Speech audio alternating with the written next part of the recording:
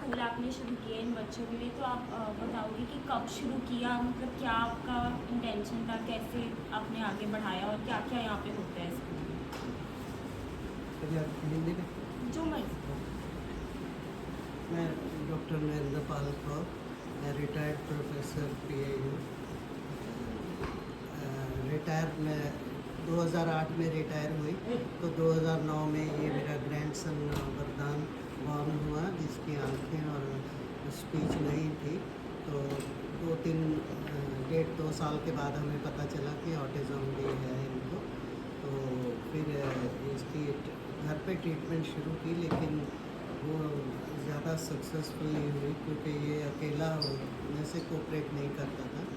तो बड़ी जगह ले जाके देखा, तो देखा कि उतना एफर्ट नहीं कर रहे लोग इनको रिहेबिलिटेट करने के लिए। तब मैंने सोचा कि मेरे पास ये जगह थी, तो मैंने सोचा मैं थोड़ा धीरे धीरे करके स्कूल शुरू किया। तो 2004 में सॉरी 2014 में मैंने शुरू किया, तो 3 जुलाई को। तो अभी मेरे फादर की डेथ एनिवर्सरी थी, तो उनकी याद में मैंने शुरू किया। तो एम यही था कि गरीब बच्चों को हेल्प करनी है, जिनको इतनी महंगी थेरेपीज़ वो जाके नहीं ले सकते हैं, तो वो इससे वंचित रह जाते हैं। तो बहुत ज़्यादा घरों में ही पड़े रहते थे, तो हम घरों से जाके विलेजेस में जाके सर्वे करके सब बच्चों को ढूंढ के लाए। तो हमारे पास 50 चिल्ड्रन हो गए थे, लेकिन फिर कोविड में जो है सारा अपसेट हो गया। तो मतलब उसके बाद हमने सोचा कि हम थोड़े लिमिटेड बच्चों से ही उनको ज़्यादा मेहनत करके उनको खड़ा करते हैं। तो इसलिए अब जो है स्पीच थेरेपी और occupational therapy, physiotherapy, special education, behaviour improvement, ये सब चीज़ें हम करते हैं। तो जैसे मसल इम्प्रूवमेंट, एक्सरसाइज, प्ले, तो ये सब चीज़ें इनको करवाते हैं। ये एक्सरसाइज के लिए बाइक्स, डिफरेंट तरह के स्टेपर हैं।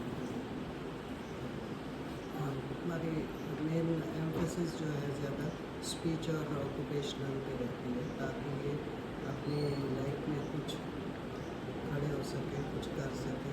थोड़ी वोकेशनल ट्रेनिंग भी दे रहे हैं, जैसे प्लांट्स के लिफाफे भरने, उसमें सीडलिंग ले जाना, तो जो ये बच्चे इजीली कर सकते हैं।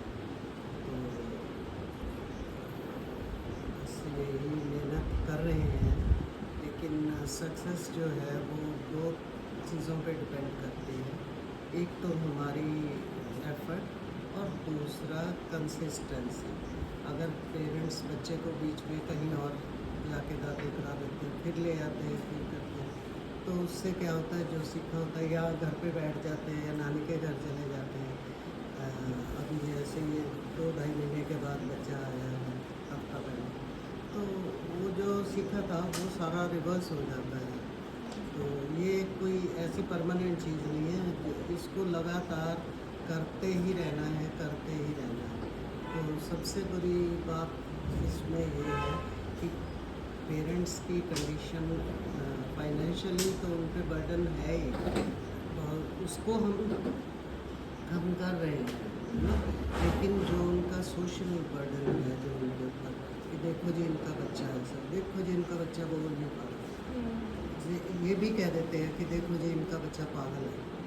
तो जबकि ये पागल वाली कोई भी बात नहीं है, ये सिर्फ इनका जो है जेनेटिक मेकअप इस तरह से हो गया है कि they are different. They are not disabled, they are different children, so they have to be treated differently. तो इनको जितना प्यार से और मोहब्बत से हम सिखा पाए, तो उसी से ही इनको सीखना है।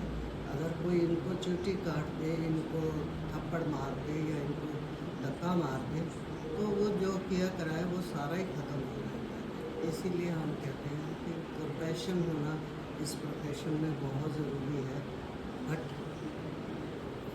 अनफॉर्चुनेटली वो बहुत रेयर हो गया है। मतलब सब लोग पैसे के लिए ही स्कूल खोले हुए हैं, जैसे दुकानें खुली हुई हैं तो फीस लेते हैं, उनको खाना खिलाते हैं और घर पे भेज देते हैं। तो एक एफर्ट है, जितनी देर हम जिंदा हैं और पेंशन मिल रही है गवर्नमेंट से, उतनी देर हम इसको चला पा रहे हैं।